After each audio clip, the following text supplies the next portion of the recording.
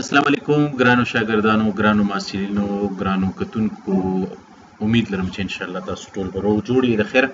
او پرنسپلز اف مارکیټینګ کې تاسو لپاره یو نوې لیکچر سره تاسو په خدمت کې حاضر یم. په دې لیکچر کې به ان شاء الله مونږ خبره کوو د سیګمنټیشن یعنی مارکیټ سیګمنټیشن، ټارګټینګ یا مارکیټ ټارګټینګ او مارکیټ پوزیشنینګ. نو امید لرم چې ان شاء الله دا لیکچر په تاسو باندې ښه لګیږي. د دې لیکچر شروع کولو نه مخکې تاسو ته گزارش کوم چې زما چینل کې چا سبسکرایب کړی نه سبسکرایب کړئ، ورسره چې کوم د غنټې نښه ده په هغې باندې هم کلیک کړئ چې زما هر یو نوی ویډیو تاسو ته میلاویږي. زمونږ د دې لیکچر چې کوم objectives دی هغه به دی چې be able to define the 3 steps of target marketing, market segmentation, target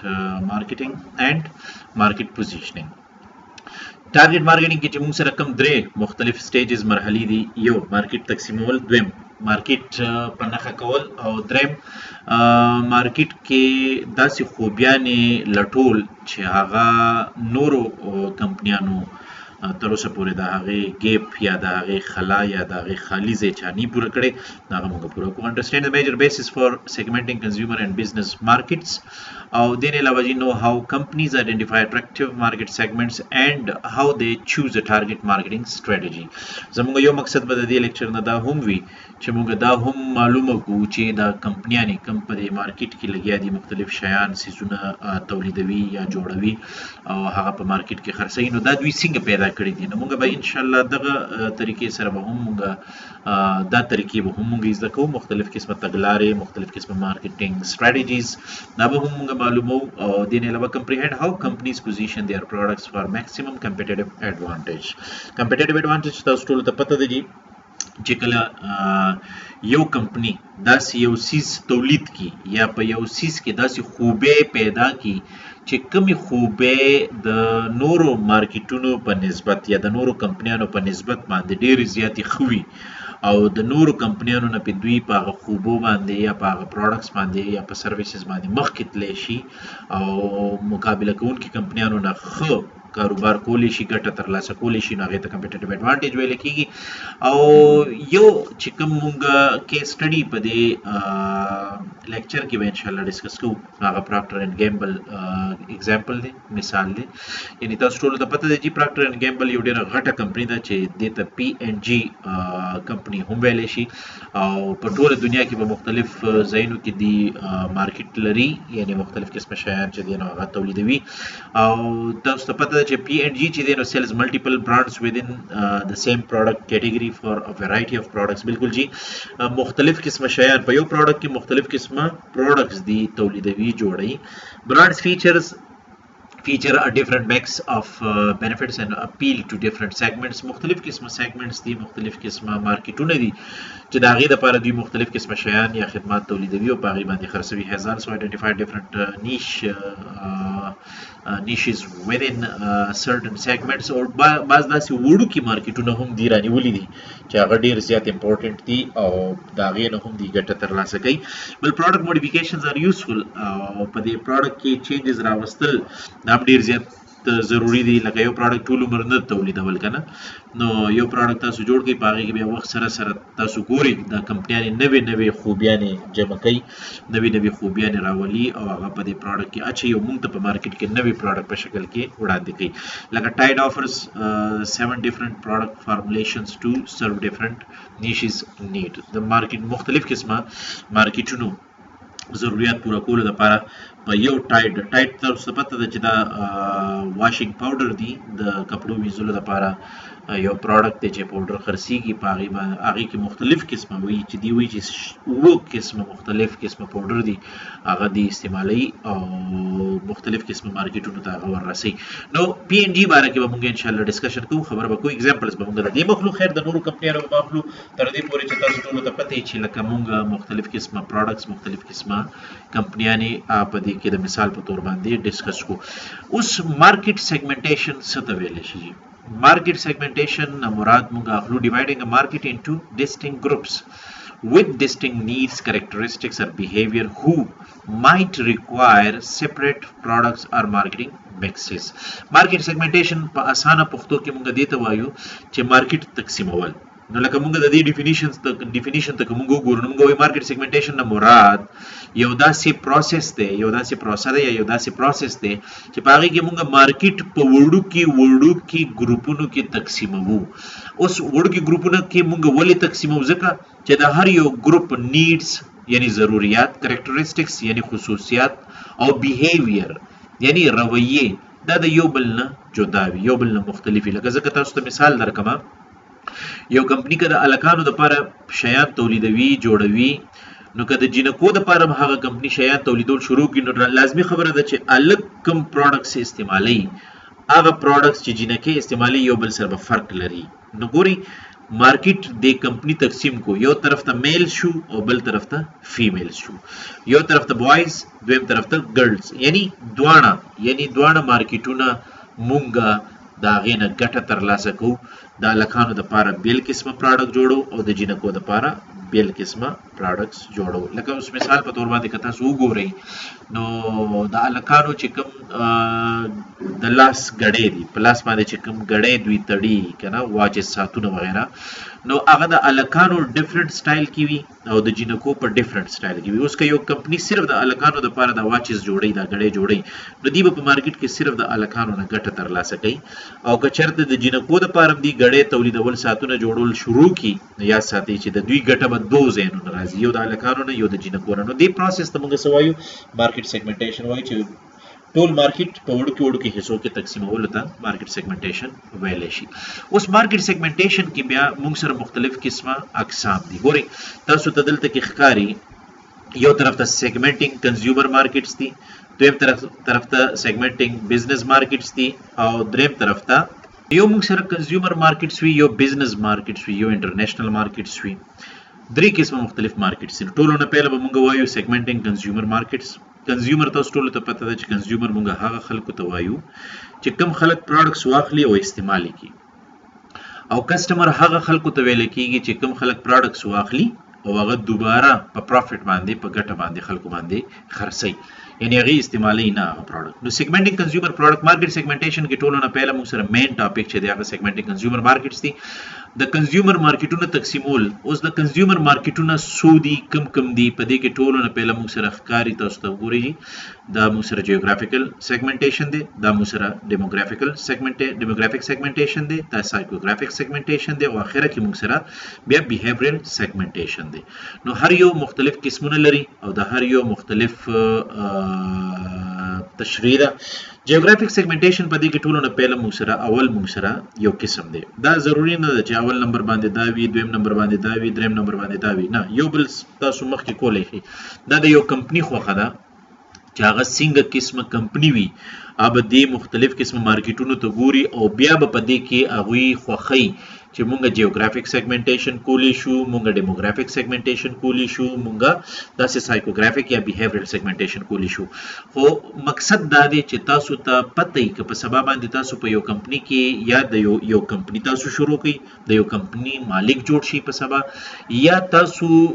یو کمپني کې د مارکیټینګ مینیجر په تور باندې که جاب کول شروع کړئ، نو په هغه ځای کې به بیا تاسو ته که تاسو سره دا علمي چې مارکیټ سیګمنټیشن په څو قسمه وي، او زه چې په دې کومه کمپنی کې کار کوم یا ما چې کومه کمپنی شروع کړې ده، نو دې کمپنی له کوم قسمه سیګمنټیشن مارکیټ تقسیمول پکار دي، نو هغه ټایم کې بس تاسو علم پکار راځي. بهرحال جیوګرافیک سیګمنټیشن ویریبلز یا جیوګرافیک سیګمنټیشن څه ته وایي؟ یعنی د علاقې په بنیاد باندې مارکیټ تقسیمول، یعنی مونږ علاقې ته وګورو، د هر یو ښار دپاره یا د هر یو سیټي دپاره نوی پروډکټ جوړ کو، یا نوی سیټي د نوی ملک دی، نوی ښار دی، نوی صوبه ده، هغې ته مونږ یو زوړ پروډکټ یو څه هلته کې خرڅول شروع کړو. مثال په تور باندې پېښور کې ستاسو کمپني ده، پېښور کې تاسو پروډکټس جوړوئ، تولیدوئ، او بیا د پېښور نه دا پروډکټس تاسو په پاکستان کې مختلف قسمه ښارونو ته وړئ. همدغه شانتې که ستاسو کمپني په افغانستان کې وي، په افغانستان کې په جلال آباد کې ستاسو کمپني وي، هلته تاسو پروډکټس جوړوئ، او بیا د هغه جلال آباد ښار نه تاسو کابل ته پروډکټس وړئ، هرات ته وړئ، یا داسې نور مختلف قسمه چې څونه نن مختلف قسمه خارونه دي وړوکي یا غټ یا صوبې دي تاسو هغه ته دغه پروډکټس وړئ نو دې ته موږ جیوګرافیک سیګمنټیشنز وایو. نو ورلد ریجن اور کنټری نو ګوري که تاسو چرته کې دونه غټه کمپنی لکه پروکټر اینڈ گیمبل وګوري په پاکستان کې د دې بیل یو کمپنی یو شاخ دی یو برانچ دی په افغانستان کې د دې بیل برانچ دی په یو اس کې بیل دی په کینیډا کې بیل دی په یو کې کې بیل دی په انډیا کې بیل دی په ایران کې بیل دی هر یو ملک کې د دې بیل باقاعده برانچ دی او هغه ملک کې مختلف قسمه خلک په دې کمپنی کې کار کوي پروډکټس په هغه ملک کې خرڅي نو دا ورلد یا ریجن یا کنټری وایډ سیګمنټیشن دی. دا سی یو اس ریجن دی نو یعنی په یونایټډ سټیټس کې مختلف قسمه ریجنز دي الته کې سټیټ مختلف قسمه خارونه مختلف قسمه سیټیز نایبرهود مختلف قسمه علاقې ملکونه او دغه شانتي سیټي غټ خار او بیا میټرو سایز یعنی په سیټي کې وړوکی چې کوم خارونه دي بیا ټاونز دي وغیرہ وغیرہ الته ډنسټي د علاقې د نفوس په بنیاد باندې د پاپولیشن په بنیاد باندې او داسې کلایمټ تاسو موسم ته ګورئ ابو هوا ته ګورئ په یو علاقه کې هوا ته ګورئ د هغې مطابق تاسو پروډکټس تولیدوئ جوړوئ او خرڅوئ دې ته مارکیټ سیګمنټیشن وایي. اوس ډیموګرافیک سیګمنټیشن دی. ډیموګرافیک سیګمنټیشن څه ته وایي؟ ډیموګرافیک سیګمنټیشن په اسانه پښتو کې د دې مطلب دا دی چې د نفوس په بنیاد باندې مارکیټ تقسیمول یعنی په نفوس یا د نفوس د خصوصیاتو مطابق مارکیټ تقسیمول. اوس په نفوس کې موږ سره کوم خصوصیات راځي وګورئ. ایج تاسو که مارکیټ ته لاړ شئ او د خپلو ماشومانو دپاره یا د ځوانانو دپاره تاسو ټي شرټس اخلئ پینټ شرټس اخلئ کوټونه اخلئ تیار چې کوم په مارکیټ کې ملاویږي نو تاسو ته به هغې وښیي چې یاره ستاسو د ماشوم څومره ایج دی تاسو ورته وایئ د 5 کالو ماشوم دی د هغه 5 کالو ماشوم مطابق به تاسو ته پینټ او شرټس درکړي 5 کالو ماشوم مطابق به تاسو ته بوټان سپلې پیزار چپل دا به درته درکړي دغه شانتي د 10 کالو په عمر باندې بیل دي یعنی دې کمپنیانو د عمر په بنیاد باندې مختلف سایز لحاظ سره مختلف قسمه پروډکټس جوړ کړي وي په مارکیټ کې هغه تیار پراته وي مونږ زو او هغه مونږ په مارکیټ نه پرچیز کوو. نو دا که تاسو وګورئ په افغانستان کې په پاکستان کې داسې غټ غټ سټورونه دي هلته چې تاسو دننه شئ د ماشومانو بیل پروډکټس پراته دي د جینکو بیل پروډکټس پراته دي د ځوانانو بیل پروډکټس پراته دي د مشرانو بیل پروډکټس پراته دي نو دا ټول ایج په لحاظ سره مارکیټ تقسیم شوی دی. داسې ډیموګرافیک سیګمنټیشن کې یا په نفوس کې یو موږ سره جینډر دی. جینډر څه ته وایي جي؟ جینډر نه مراد مونږ دا چې لکه مارکیټ مونږ په 2 برخو کې تقسیم کوو. یو الکانو دپاره بیل او د جینکو دپاره بیل پروډکټس تولیدول او په مارکیټ کې هغه وړاندې کول خرڅول د دې ته جینډر سیګمنټیشن. فیملی سایز څه ته وایي جي؟ وړوکی فامیل دی ښځه او خاوند دي د هغې دپاره به په مارکیټ کې بیل پروډکټ پروت وي. ښځه او خاوند دي وړوکي ماشومان دي ورسره د دې دپاره به بیل پروډکټ کمپني جوړوي. دغه شانتې یو داسې فیملی ده چې د هغې څه ماشومان غټ دي او څه واړه دي نو د هغې دپاره بیل پروډکټ نو دا موږ سره فیملی سایز دی او همدغه شانتې فیملی لایف سایکل هم دی لکه یوازې یو هلک وي یا یوازې یو جینۍ وي چې دوی واده نه کړی د دې ټول فوکس توجه په خپل ځان وي دي هر یو څیز چې اخلي د خپل ځان دپاره کله چې دوی واده وکړي نو دوی کپل جوړ شي بیا دوی د خپل یو بل خیال ساتي ښځې او خاوند او د هغې دپاره یو پروډکټ نیم په مارکیټ کې موجود وي د هغې دپاره اخیستلی کېږي. بیا چې کله د دې ماشومان وشي نو د دې ښځې او خاوند توجه مکمل بیا اولاد د ماشومانو ته لاړ شي نو د هغې دپاره بیا خریداري کوي وغیره وغیره نو دې ته موږ فیملی لایف سایکل سیګمنټیشن وایو. داسې ګوره کمپني چې ده که نه د انکم په بنیاد باندې هم مارکیټ تقسیموي. تاسو که خیال وکړئ په مارکیټ کې تاسو که ځان له شیمپو اخلئ او په هغې باندې ویښته وینځئ تاسو نو 5 روپو والا ساشې به تاسو ته میلو شي تاسو ته به په 100 روپۍ باندې یو بوتل میلاویږي هغه به تاسو ته میلو شي. داسې بعضې خلک د فیملی دپاره اخلي نو یو 200 روپو والا میلاویږي او چې غټه فیملی وي او د یو میاشتې دپاره اخلي د هغې دپاره غټ سایز والا هم پکې میلاویږي. نو دې ته انکم سیګمنټیشن د خلکو علاقه کې یا په یو ملک کې د خلکو انکم ته کتلو د هغې مطابق پروډکټ جوړول هغې له چې هغې بیا کوم انکم ولري چې د هغې مطابق هغې بیا هغه پروډکټ پرچیز کولی شي. اکوپیشن دی جی مسلک دی د سکول ټیچرز دی د یونیورسټي ټیچرز دی د سکول سټوډنټس دی د یونیورسټي سټوډنټس دی که تاسو خیال وکړئ نو د دې دپاره لکه مختلف قسمه پیشه ده یعنی مستریانو ګورئ ډاکټرانو ګورئ د دې لباس یو بل سره فرق کوي. اوس دا لباس چې کوم د دې ډاکټرانو او د مستریانو کوم کمپنیانې جوړوي نو دا اکوپیشن ته ګوري د هغې په بنیاد باندې ځان له دې مارکیټ تقسیم کړی دی. دغه شان ایجوکیشن دی که تاسو خیال کړئ د ماشومانو دپاره بیل بیګز دي او نوٹ بوکس دي او چې کوم د یونیورسيټي سټوډنټس دي دا غي لپاره بیل بیگ او بیل دا غي لپاره بوکس نوٹ بوکس دي وغیرہ وغیرہ دا د ایجوکیشن په بنیاد باندې مارکیټ تقسیمول دا سي مختلف قسمه په زرګونو پروډکټس دي چې هغه ایجوکیشن کې موږ د کالج سټوډنټس لپاره بیل وي د سکول سټوډنټس لپاره بیل وي د یونیورسيټي سټوډنټس لپاره بیل وي دا شان وګورئ که تاسو ریلیجن وګورئ نو د ریلیجن په بنیاد باندې هم مارکیټ تقسیمیږي دا هم په ډیموګرافیک سیګمنټیشن کې راځي د مسلمانانو لپاره په هوټلو کې بیل خوراک وي منیو وي د عیسایانو لپاره بیل وي او د داسې د هندوانو لپاره بیل مختلف قسمه ملاويږي داسې ګوره قومیت په لحاظ سره چې کوم ته موږ ریس یا ایتنیسيټي وایو د قومیت په بنیاد باندې هم مارکیټ تقسیمیږي جنریشن دی جی جنریشن نسل ته وایي نن سبا وګورئ ټول خلک چې دی د فیسبوک چې دی هغه شوقین دي د یوټیوب شوقین دي د ټویټر شوقین دي نو دې لپاره کمپنیانو لپاره پکار دي چې هغه په فیسبوک باندې انفارمیشن ورکړي نو خلکو ته پته لګيږي زر تر زر به د کمپنیانو پروډکټس نه خبريږي مارکیټ کې به دا غي سیل زیاتېږي دا سي نېشنلټي ده نېشنل ډی لکه اوس پاکستاني نو د دې لپاره جنډي جوړيږي په پروډکټس باندې جنډي وي دا سي نور مختلف قسمه تصویران وغیرہ ورته په پروډکټس باندې ولګي دا نېشنلټي ظاهري نو دې موږ ډیموګرافیک سیګمنټیشن وایو اوس بیهیویرل سیګمنټیشن موږ سره یو بیل قسم دی بیهیویرل سیګمنټیشن یعنی د خلکو د رویو په بنیاد باندې مارکیټ تقسیمول اوس په دې کې موږ سره سدي اوکیژنز دي بینیفټس دي یوزر سټیټس دي یوزر ریټس دي لایلټي سټیټس دي او ریډینس سټیج دي اټیټیوډ ټوارډ د پروډکټ دی نو اوکیژنز مختلف قسمه ګوره زموږ لکه مسلمانان یو الحمدلله اختر راشي نو اختر په ورځ باندې بیا لازمی خبره ده چې زموږ لپاره په مارکیټ کې هغه پروډکټس موجود وي چې کوم پروډکټس په اختر کې موږ استعمالو روزه راغله روزه کې موږ هغه پروډکټس استعمالو چې کوم د روزې د استعمال پروډکټس دي لکه تاسو خیال کړی وي عام ورځو کې کجوري موږ دومره ډېری نه خورو که تاسو وګورئ نو په دې مارکیټ کې د روزه کې کجورو تعداد زیات شي داسې نور بلها شی سیزونه دي چې هغه موږ روزه کې استعمالو اخترونو کې استعمالو داسې نور مختلف قسمه سیزونه دي نو دا اوکیژنز دي داسې ګوره بعضې کمپنیانې چې دي کنه هغه خلک وګوري چې نه دا خلک دلته کې بینیفټس د ډیر ګوري او د بینیفټس په بنیاد باندې مارکیټ اخلي د پروډکټس وغیرہ یا سرویسز اخلي نو د هغې لپاره به دي په پروډکټس کې بینیفټ زیات واچي نو که تاسو خیال کړئ کنه د بعضې کمپنیانې هغه وایي چې دا پروډکټ واخلي دې پروډکټ سره دا بل پروډکټ فری ملاويږي تاسو ته یعنی په یو پروډکټ کې ته ډېرې زیاتې فائدې شامل کړي اوس لکه که تاسو خیال کړی وي کنه نو په پاکستان کې چې دا کوم موبایل کارډونه دي کنه نو تاسو ته وایي چې یاره 1500 روپو دا کارډ واچوه په دې کې 15000 منټس دي 15000 اس ام اس دي او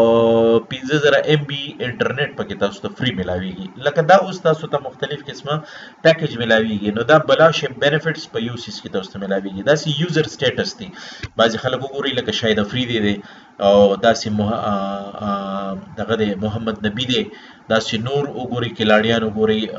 احمد شهزاد دی اوس دا خلک چې دي نو د دې پروډکټس د مارکیټ کې د نورو خلکو د پروډکټس نه ډیفرنٹ وي نو دا یوزر سټیټس ظاهري یعنی دي داسې پروډکټس استعمالي چې هغې نه د دې خلکو لږ اوچتوالی ښهوالی او مختلف والی ظاهري داسې ګوري یوزر ریټس دي بعضې خلک دي هغه که تاسو خیال کړي وي که نه نو هغې لکه ځان دپاره یو ټوت پیسټ اخلي نو هغه یوازې په هاسټل کې یو کمره کې اوسېږي دا وړوکي سایز والا ټوت پیسټ واخلي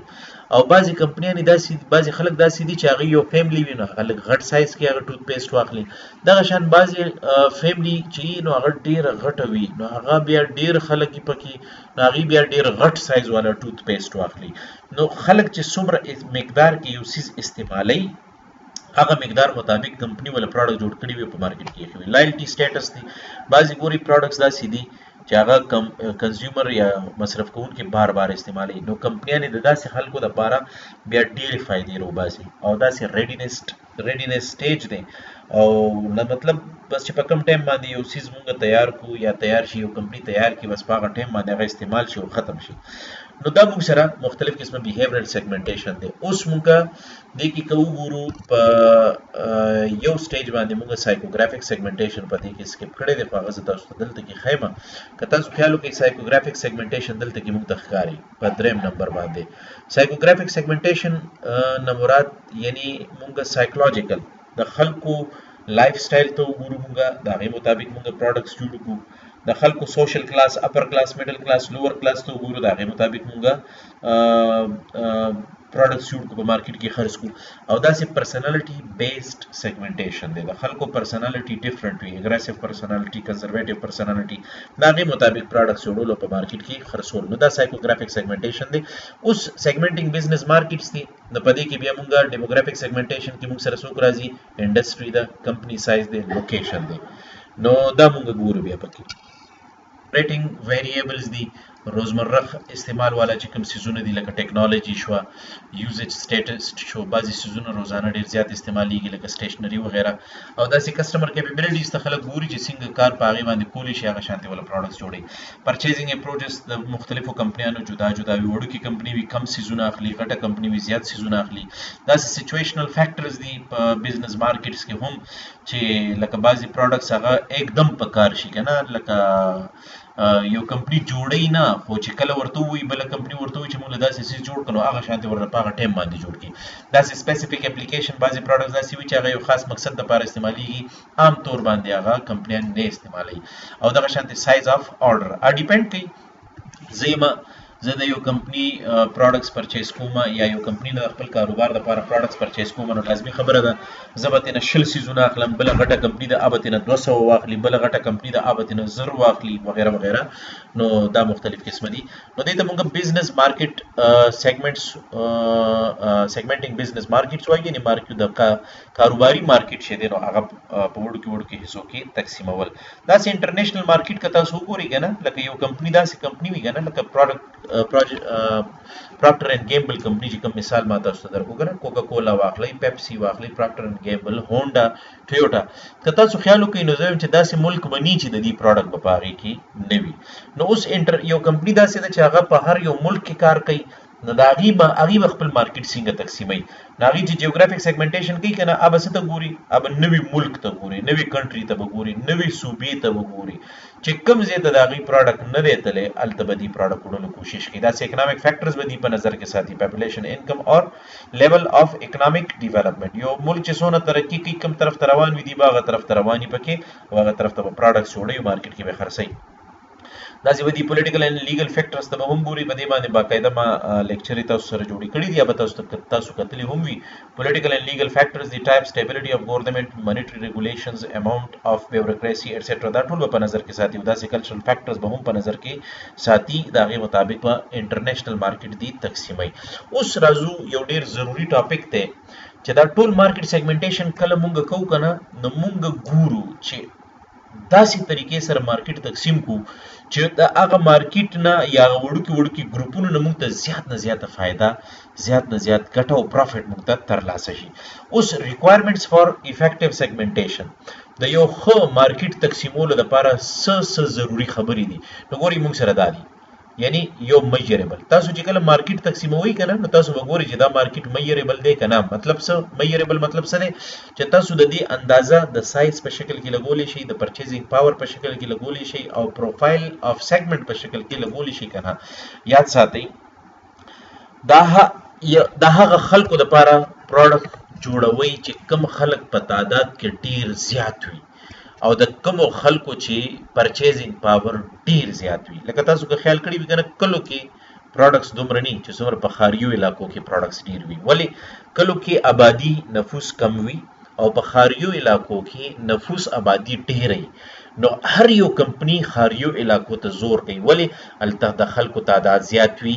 خلک سيزونه اغستې شي کلو کې غریبانان خلک وي هغه سره دومره پیسې نه وي په خاریو علاقو کې زیات وي نو داسې خاریو طرف ته بتاسو منډه وای زیبا الته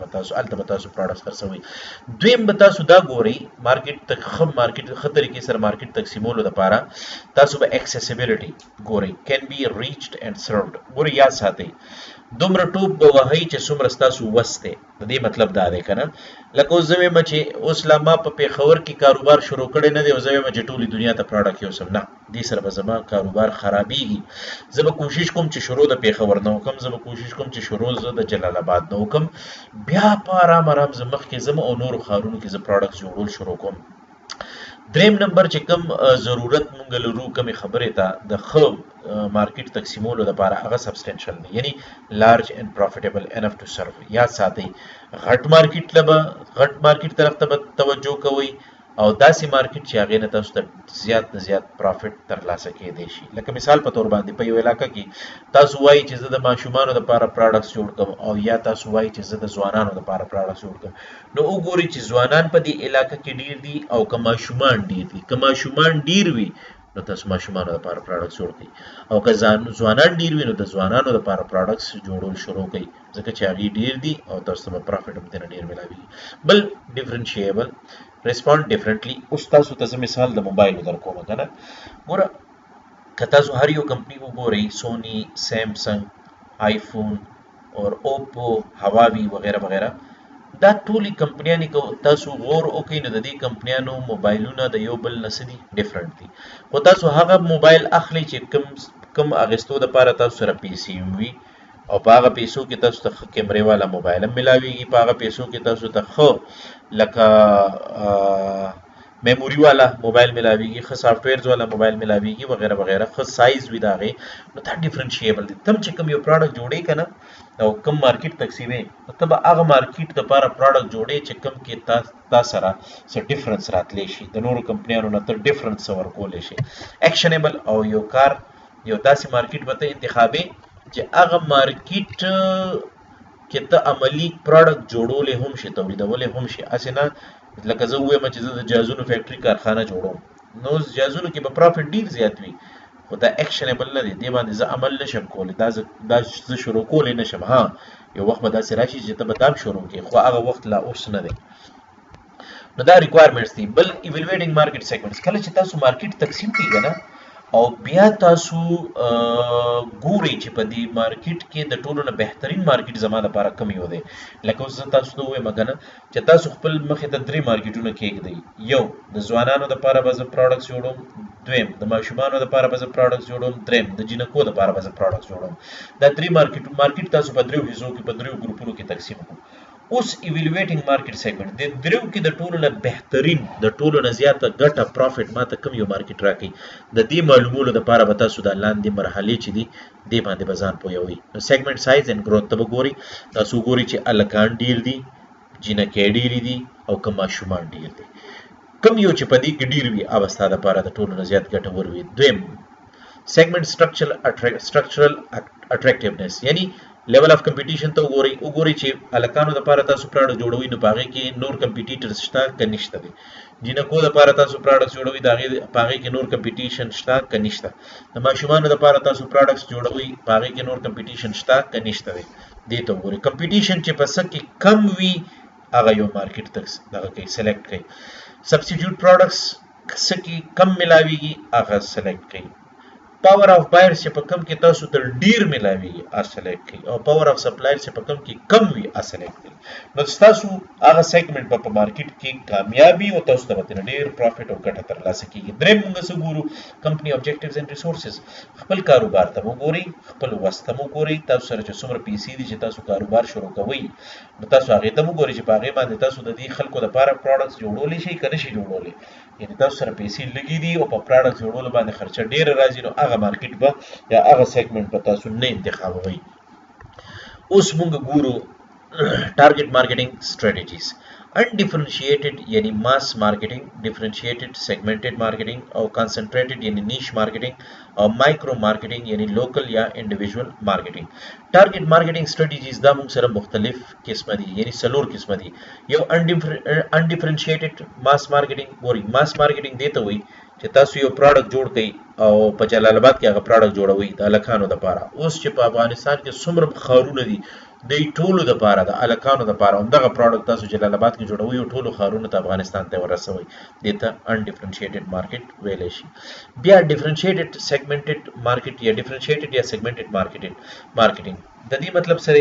جلال آباد ښار کې هلکانو دپاره تاسو بیل پراډکټ جوړوئ، په کابل کې تاسو بیل جوړوئ، هرات کې تاسو بیل جوړوئ، مزار شریف کې تاسو بیل پراډکټ جوړوئ د هلکانو دپاره، ځکه چې هر یو ښار کې هلکان شته نو د هر یو ښار دپاره به تاسو بیل پراډکټ جوړوئ. دې ته ډیفرنشیټډ او سیګمنټډ مارکیټینګ وایي. ښه کنسنټریټډ یا نیش مارکیټینګ څه ته وایي؟ اوس ګوره کنسنټریټډ یا نیش مارکیټینګ نه مراد دا دی چې په یو مارکیټ کې لکه اوس د هلکانو دپاره خو تاسو پراډکټ جوړوئ، خو په هلکانو کې د هغه هلکانو دپاره پراډکټ جوړول چې د مثال تاسو بوټان سپلای جوړوئ، د دې کاروبار دی ستاسو، نو اوس هغه پروډکټ د هغه الکانو لپاره هم تاسو پروډکټ جوړول شروع کړئ د کومو الکانو د خپو سایز چې 12 دی 11 دی. اوس دا خلک ډیر نه دي کنه، دا خو لږ دي، خو دا خلک په مارکیټ کې ګرځي یاره زموږ د خپې سایز پروډکټ په کار ده چې موږ ته ملو شي. دې ته نیش مارکیټینګ وایي ښه، چې د هغې دپاره نورو خلکو څه کار ډېر نه کړي. مایکرو مارکیټینګ څه ته وایي؟ لوکل اور انډیویژوال مارکیټینګ. مایکرو مارکیټینګ دې ته وایي لکه اوس د سعودي شهزاده دی جی، د دوبۍ شهزاده دی، هغه دپاره ټویوټا کمپني ګاډی جوړ کړو، د سرو زرو ګاډی والا جوړ کړو. دې ته انډیویژوال مارکیټینګ وایي یا دې ته مایکرو مارکیټینګ وایي. د یو خاص شخص په خوښه باندې یو کمپني یو پروډکټ جوړوي، دې ته مایکرو مارکیټینګ ویل کېږي. ټارګټ مارکیټینګ کې موږ سره choosing a target marketing strategy requires consideration of تاسو به ګوره کم یو strategy استعمالوي. دا څلور strategies خو تاسو ویل کنه، تاسو به کم یو استعمالوي، هغه به تاسو څنګه ګورئ. تاسو به خپل کمپنی ریسورسز ته ګورئ چې تاسو ګوره کمی کمپنی سره چې ریسورسز ډیر وي کنه، پیسې ډیر وي، خلک ورسره ډیر وي او ځای ورسره ډیر وي، هغه غټ کار کولی شي. د ډیګري اف پروډکټ ویریبیلیټي، اوس یو پروډکټ کې چې څومره هم تبدیلی زیاته تاسو راوستل غواړئ، هغومره به په هغې باندې خرچ هم ډېره راځي، په هغې باندې به ټایم هم ډېر لګېږي. نو که تاسو سره ټایم هم ډېر وي، خرچې دپاره پیسې هم ډېرې وي، بیا تاسو دغه کار وکړئ، دا پروډکټ جوړ کړئ. پروډکټ لایف سایکل سټیج، ها دا به هم ګورئ تاسو چې زه دا پروډکټ اوس جوړ کړم، نو دا پروډکټ خو ډېر زر مارکیټ نه خو به ختمیږي نه. لکه که تاسو خیال کړي وي که نه، نو سیمسنګ موبایل یو پروډکټ جوړ کړي، مارکیټ ته یې وباسي، مارکیټ کې د هغې 2 هفتې نه شوي چې د هغې نه ښه پروډکټ اوپو والا یا هواوي والا یا سونی کمپنی والا راویستی وي. نو پروډکټ لایف سایکل د دې پروډکټ څه وي؟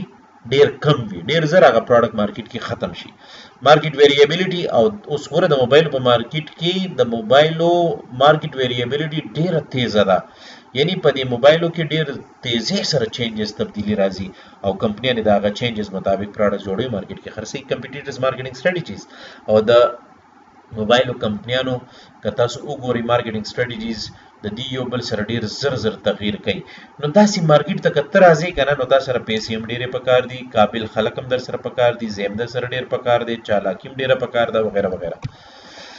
اوس ټارګټ مارکیټینګ کې موږ سره سوشلی ریسپانسیبل ټارګټینګ، یعنی سم سیګمنټس آر ایٹ سپیشل ریسک. بالکل جی بعضې مارکیټونه داسې دي چې هغې کې به تاسو ډېر زیات احتیاط کوئ. لکه که تاسو د ماشومانو دپاره یو پروډکټ جوړوئ، نو داسې پروډکټ جوړول چې ماشومانو ته څه مسله تکلیف نه وررسوي. بل انر سټي ماینارټي کنزیومرز، لکه اوس ګوره مونږ د مسلمانانو په ملکونو کې پاتې کېږو که نه، نو مونږ سره که په یو علاقه کې عیسایان پاتې کېږي، هندوان پاتې کېږي، نو مونږ د هغې هم خیال وساتو، هغې دپاره بیا یو پروډکټ جوړ کړو، یا چې د مسلمانانو دپاره کوم پروډکټ جوړو، نو په هغې کې داسې پروډکټس جوړ نه کړو چې د هغې مذهب ته، د هغې دین ته پې څه نقصان ورسېږي. نو به حیثیت مسلمان مونږ به د هغې خیال هم ساتو، خو زموږ خپل مذهب زموږ دپاره محترم دی، مونږ به په هغې کې ډېر زیات احتیاط کوو، خو مونږ د خپل مذهب مطابق هم داسې یو پروډکټ جوړ نه کړو چې هغې سره خدای مه کړه، خدای مه کړه، الله مه کړه، زموږ خپل چرته کې دغه ونه شي، او د نورو هم پکې خیال ساتل. انټرنیټ شاپرز دي، ډېر خلک داسې دي چې په انټرنیټ باندې شیان اخلي. نن سبا لکه کورونا مسله ده، نو تاسو که خیال کړي وي نن سبا خلک په دې انټرنیټ باندې زیات څیزونه پرچیز کوي. نو زه چې کوم کاروبار کوم پکار ده چې زه په انټرنیټ باندې خپل کاروبار راولم. کنټروورسي occurs when the methods used are questionable. بالکل جی چینجز به راځي، مختلف قسمه حالات بدلیږي، چې کله تاسو وګورئ طریقې بدلیږي، نو ورسره به څیزونه هم بدلیږي. پوزیشنینګ موږ سره یو داسې سټریټیجي ده چې په دې کې ډېر زیات احتیاط چې دی نو هغه ضروري دی. پوزیشنینګ وایي څه ده؟ ټولو نه پهله دا ګورو. پوزیشنینګ وایي the place the product occupies in consumer's mind relative to competitive products. یاد ساتئ ستاسو په ذهن کې د کمې کمپني پروډکټ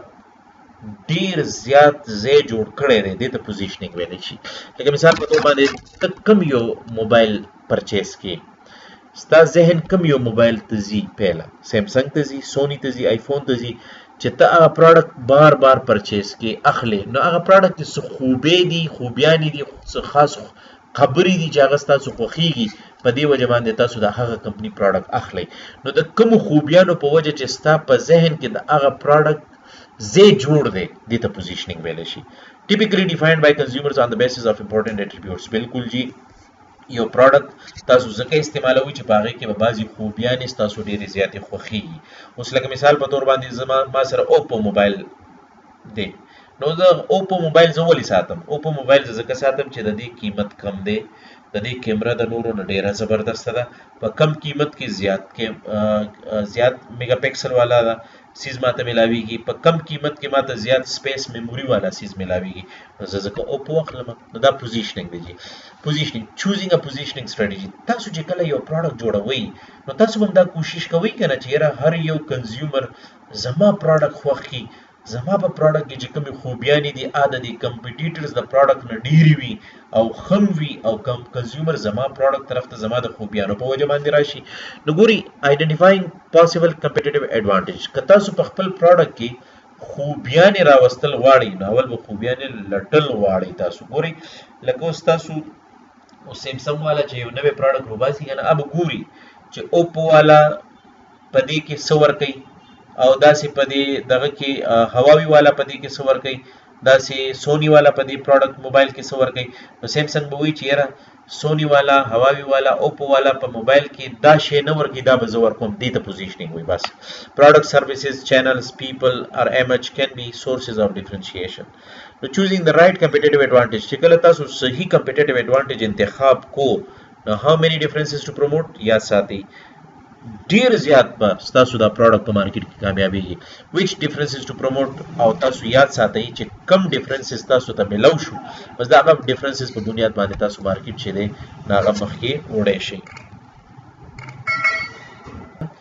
نو یو څو خبرې نورې شته دی لکه کرایټیریا فار مینینګفل ډیفرنسز. تاسو دا پوزیشننګ چې په خپل پروډکټ کې پیدا کول غواړئ د دې لپاره به تاسو کمې خبرې په ذهن کې په نظر کې ساتئ. یو خدا امپورټنټ تاسو به هغه خوبیانې لټوئ چې هغه تاسو وایي چې کنزیومر دې ته امپورټنس اهمیت ورکوي. سپیریئر د کمپیټیټرز نه هغه خوبیانې ډېرې ښه وي. پریمټیو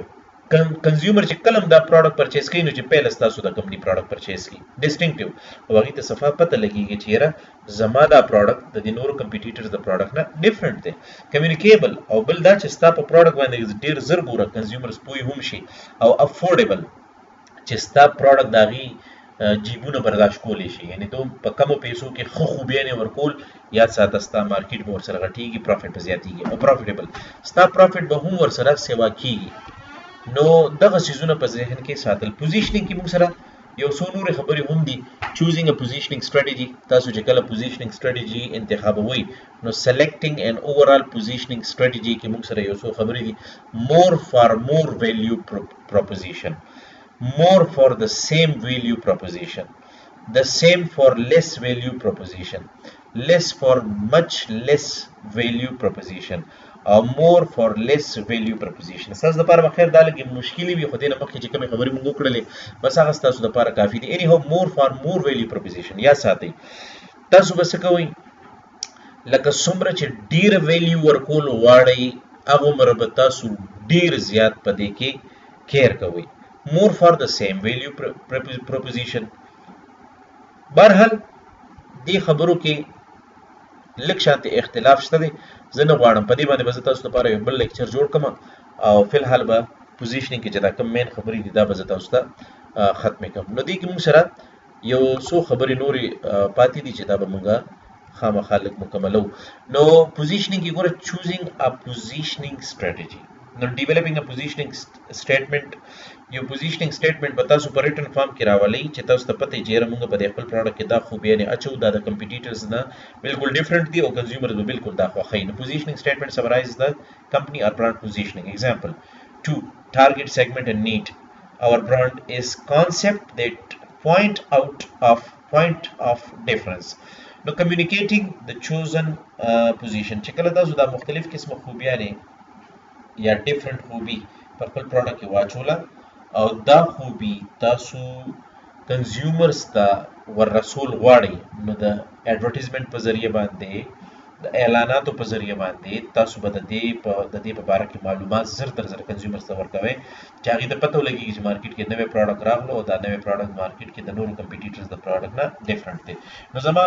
لیکچر امید لرم چې انشاءالله ستاسو به ضرور خوښ شوي وي. د نور لیکچرز دپاره به ستاسو په خدمت کې زه دوباره هم حاضرېږم انشاءالله.